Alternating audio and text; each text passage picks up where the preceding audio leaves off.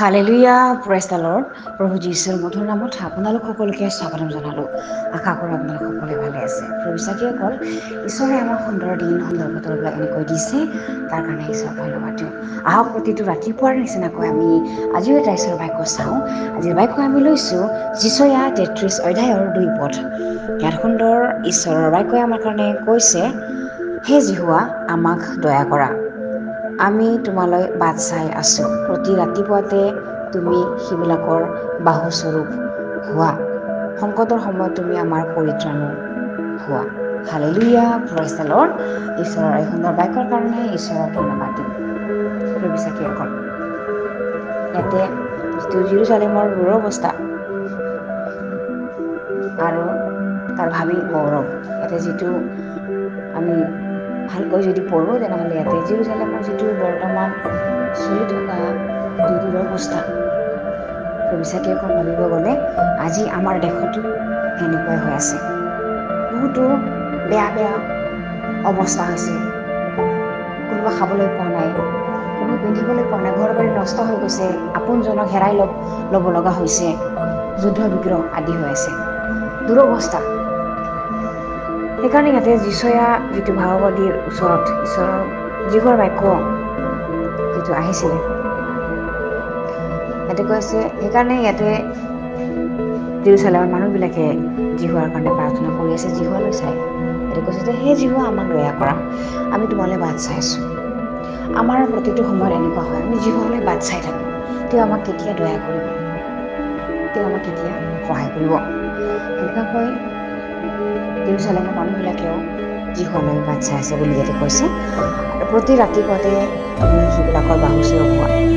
সংকটৰ সময়ত তুমি আমাৰ পৰিত্ৰাণো হোৱা। হালেলুয়া।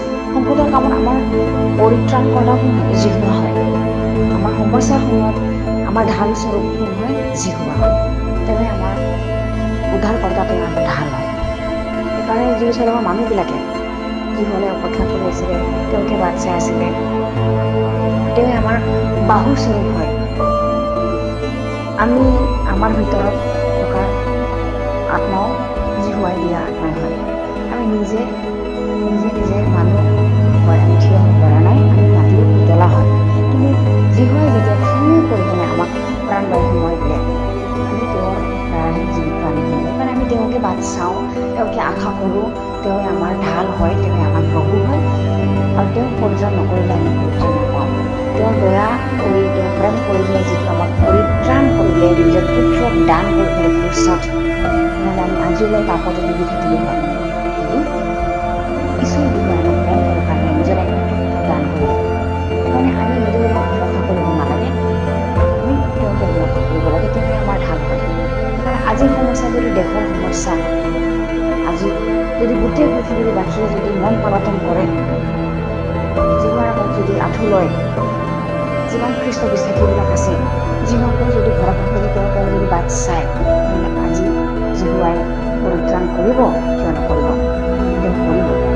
ধাৰ্মিকবিলাক য'ত থাকে, জিহুৱাৰ দৃষ্টিও তাতে থাকে। Hallelujah, praise the lord. মই বিশ্বাস কৰোঁ এই বাক্যৰ যোগেদি আপোনালোক সকলোৰে আশীৰ্বাদ প্ৰাপ্ত হৈছে বুলি। আৰু আমি প্ৰাৰ্থনা কৰোঁ যাতে সংকটৰ কালত তেওঁ আমাৰ পৰিত্ৰাণ হয় আৰু আমাৰ বাহুস্বৰূপ হয়, আৰু আমি সদায় যাতে তেওঁকে বাট চাব পাৰোঁ।